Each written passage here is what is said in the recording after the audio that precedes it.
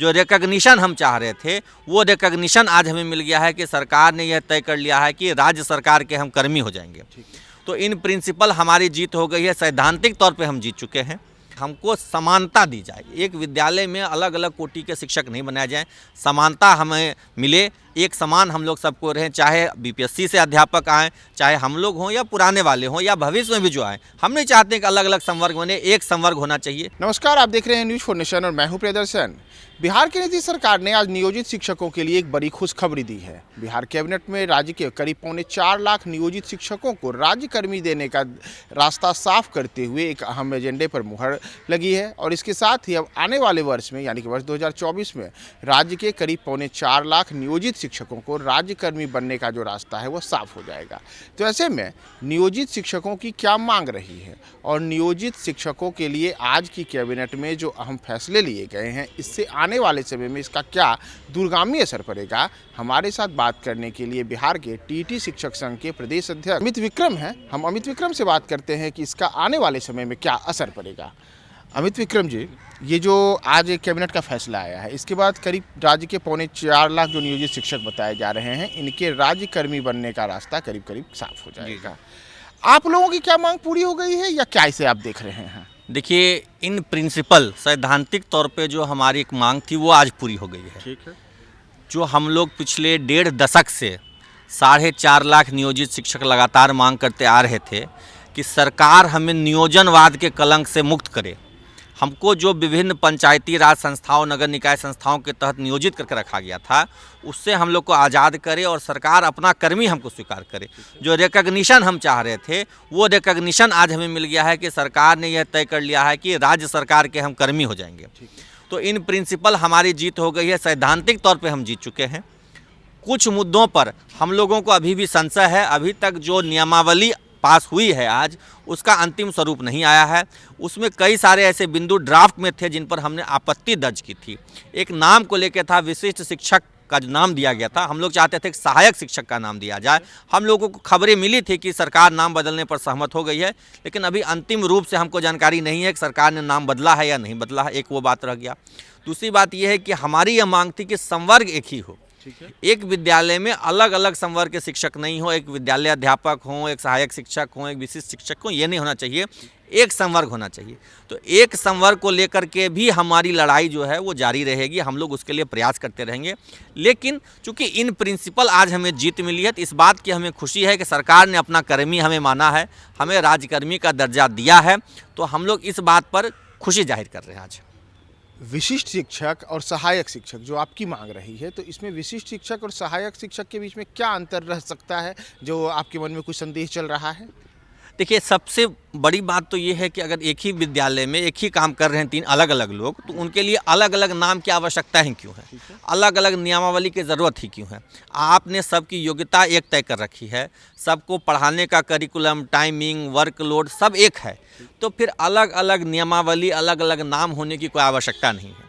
तो इस बात को लेकर के हमेशा आपत्ति रही है कि हमको समानता दी जाए, एक विद्यालय में अलग अलग कोटि के शिक्षक नहीं बनाए जाएं, समानता हमें मिले, एक समान हम लोग सबको रहें, चाहे बीपीएससी से अध्यापक आएँ, चाहे हम लोग हों या पुराने वाले हों या भविष्य में भी जो आएँ। हम नहीं चाहते कि अलग अलग संवर्ग बने, एक संवर्ग होना चाहिए।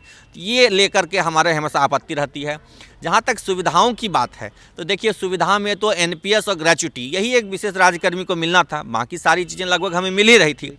तो राज्यकर्मी बन जाएंगे तो वो दोनों चीज़ें मिलेंगी ही। लेकिन हम लोग ये चाहते हैं कि संवर्ग एक हो, अलग अलग संवर्ग में शिक्षकों को नहीं बांटा जाए, एक संवर्ग हो, एक पैटर्न हो पढ़ाई का, एक करिकुलम है। तो सब कुछ जब एक समान है तो फिर संवर्ग अलग अलग नहीं हो, अलग अलग नाम नहीं हो, विभेद नहीं होना चाहिए। तो ये जो आज राज्य सरकार की ओर से सब कुछ आया है, तो इसके बाद जिस संवर्ग की आप बात कर रहे हैं, तो क्या संवर्ग को लेकर के भी फिर आगे आने वाले समय में आप लोग कोई वार्ता शिक्षा विभाग या फिर संबंधित मंत्री, मुख्यमंत्री तक अपनी बात पहुंचाएंगे कि एक ही संवर्ग रखा जाए? बिल्कुल पहुंचाएंगे, क्योंकि हमने पूर्व में भी ये बात अपने आंदोलन के क्रम में जब बातचीत हमारी हो रही थी सरकार की ओर से, राजनेताओं से या विभागीय पदाधिकारियों से भी, हम लोग इस बात को बार बार कह रहे थे कि हमें एक संवर्ग चाहिए, अलग अलग संवर्ग में शिक्षकों को नहीं बांटा जाए। सरकार की नीतियों में स्पष्टता होनी चाहिए।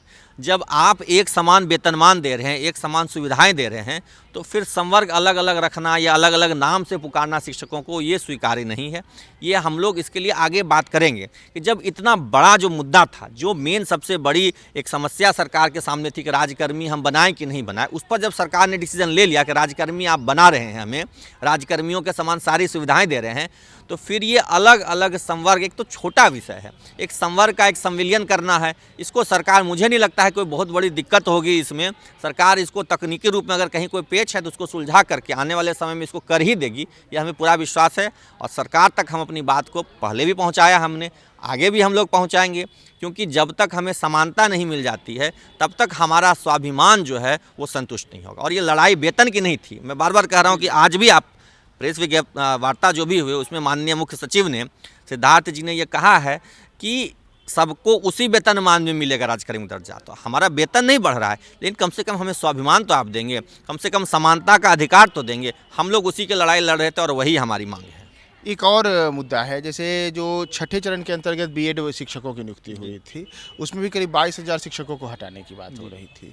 तो इसके ऊपर भी क्या आप लोग कोई ऐसी बात करेंगे? बिल्कुल, हम लोग विभाग के संपर्क में हैं, शिक्षा विभाग के पदाधिकारियों से हम लोग लगातार संपर्क में बने हुए हैं और हमने बातचीत की थी। उसके बाद सरकार इस बात पर एग्री हुई है, विभाग एग्री हुई है कि हम लोग, यानी कि सरकार जो है इस मामले में सुप्रीम कोर्ट का रुख अख्तियार करेगी।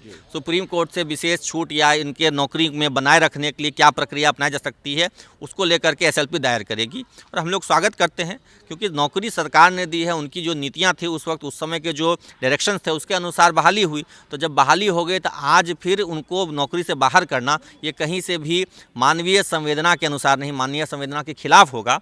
कोर्ट ने भी किन परिस्थितियों में डिसीजन दिया है इसकी विवेचना होनी चाहिए, इस पर कोर्ट को भी समीक्षा करनी चाहिए कि 2 साल नौकरी के बाद किसी को नौकरी से हटा देना ये कहीं भी न्यायोचित नहीं प्रतीत होता है हमें। और सरकार इसमें शिक्षकों के साथ खड़ी है, इस बात के लिए हम सरकार का धन्यवाद देते हैं। तो अब जो तमाम करीब जो 4.25 लाख से ऊपर जो नियोजित शिक्षक बताए जा रहे हैं, उन लोगों को राज्यकर्मी का दर्जा मिल के जाएगा। राज्यकर्मी का दर्जा कब तक मिलने के लिए आप लोगों को उम्मीद है कि कब तक ये पूरी प्रक्रिया हो जाएगी और कब से ये सब हो जाएगा? देखिए, हमने जो अभी प्रेस ब्रीफिंग सुना है विभाग की ओर से, सरकार की ओर से, उसमें तो कहा गया है कि तत्काल रूप से उनके वेतनमान में उनको राज्यकर्मी दर्जा दे दिया जाएगा। तो अच्छी बात है। और सक्षमता परीक्षा भी आयोजित करके एक बेहतर वेतनमान देने की बात हो रही है, तो हम लोग उसका भी स्वागत करते हैं। हम लोग किसी परीक्षा से नहीं डरते हैं, हम लोग परीक्षा का स्वागत करते हैं कि अगर शिक्षक हम हैं, हमारे अंदर काबिलियत है, तो आप कोई भी परीक्षा ले लीजिए, हम लोग से पीछे नहीं हटेंगे। हाँ, जल्द से जल्द ले लें, 1 महीने के अंदर परीक्षा लेकर। जितनी तेज़ी में बीपीएससी की परीक्षा रिजल्ट हो रहा है, उतनी ही तेज़ी से शिक्षकों की भी परीक्षा रिजल्ट हो जाए। 1 महीने के अंदर सारी प्रक्रिया बीपीएससी की अगर पूरी कर सकते हैं, तो शिक्षकों की जो परीक्षा लेने की बात है उसको भी आप पूरा कर लीजिए। हमें भी राज्यकर्मी के लिए या वरीय वेतनमान में जाने के लिए जो भी परीक्षा लेनी है, 1 महीना मुझे लगता है समय काफ़ी है। 1 महीने के अंदर प्रक्रिया पूरी कर लेनी चाहिए सरकार को। अब आप लोग खुश हैं? देखिए, खुश हैं। हमने कहा कि सैद्धांतिक जीत है हमारी जो एक सैद्धांतिक लड़ाई थी कि सरकार अपना कर्मी हमें स्वीकार करे, उसमें हमें जीत मिली है। और जिन बिंदुओं पर सरकार ने अभी डिसीजन नहीं लिया है, उस पर लगातार हम लोग प्रयास जारी रखेंगे और उम्मीद करेंगे कि सरकार उस पर जल्द से जल्द निर्णय ले ले। तो ये हमारे साथ जो बात कर रहे थे, तो ये बता रहे थे कि सैद्धांतिक जीत तो इनकी हो चुकी है, लेकिन नियोजित शिक्षकों को अब सैद्धांतिक जीत से ज़्यादा महत्वपूर्ण यह भी है कि वैसे बिंदु, वैसी मांगें जिनको लेकर के लंबे अरसे से इनका संघर्ष रहा है, और यह संघर्ष अब उन तमाम बिंदुओं की ओर जा करके और उस पर भी क्रियान्वित सरकार करे, उसे भी फलीभूत करे। तो देखना महत्वपूर्ण होगा कि नियोजित शिक्षकों को अब कब से नए स्तर पर राज्यकर्मी के तौर पर उनकी मान्यता और उनके वेतनमान एवं तमाम प्रकार की सुविधाएँ, साथ ही साथ जो मांगें इनकी अभी तक लंबित हैं, उनको पूर्ण कराने को लेकर राज्य सरकार और आगे क्या क्या निर्णय लेती है, हम आपको तमाम अपडेट्स बताएंगे। आप हमारे साथ बने रहें न्यूज़ 4 नेशन पे।